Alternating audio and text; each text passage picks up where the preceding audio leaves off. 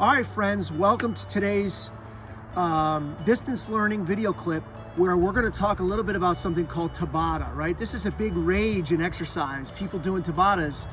So what does this mean? It is a form of high intensity interval training.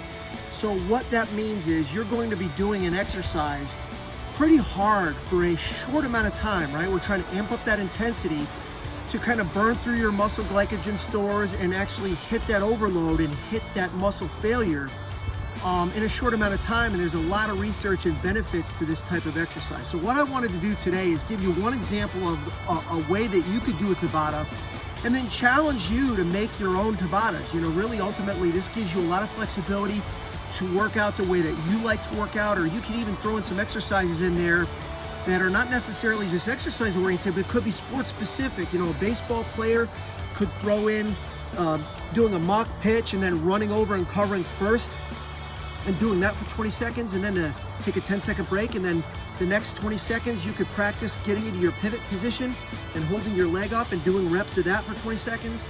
And then the third exercise could be even just running on and off the field like sprints.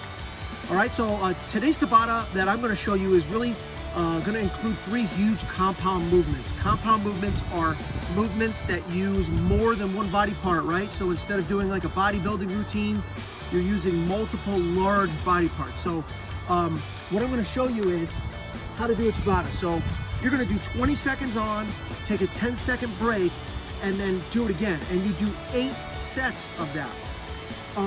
So the one that I'm going to do is I'm going to do a set of pull-ups for 20 seconds. I'm going to take a 10-second break. Then I'm going to do 20 seconds of air squats, take a 10-second break. And then my third movement, I'm going to do 20 seconds of push-ups and then a 10-second break. And I'm going to continue that for 8 rounds. And I'm not going to show you all 8 today. I'm just going to show you an example of it. Now, other Tabatas, you can do 8 sets of pull-ups, 20 seconds on, 10 seconds off, 8 rounds of that. And then do the same thing for squats and then the same thing for push-ups, and that would end your workout.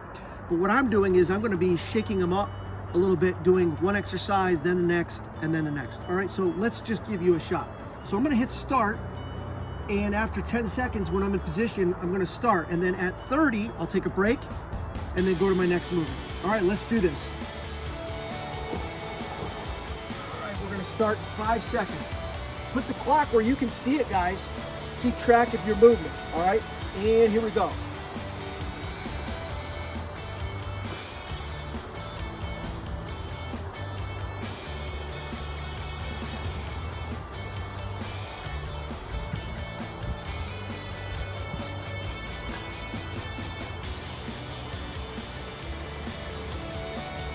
Okay, so I did 14 pull-ups in that 20-second interval. Now I'm going to go into air squats. I only got 2 more seconds. I can't talk much. Here we go. Air squats for 20. So I'm going to be going until I'm at 1 minute. Keep track of how many you can do in that 20 seconds. And then the next time you get to that exercise, you should try to beat that number. All right, 1 more second. I think that was about 18 or 20. So now I'm taking my break, and I'm going to launch right into my next movement, which is push-ups. Here we go. 2, 3.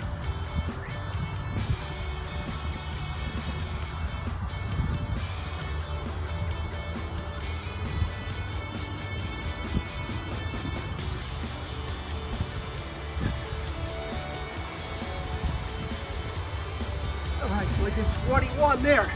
So let's stop the clock.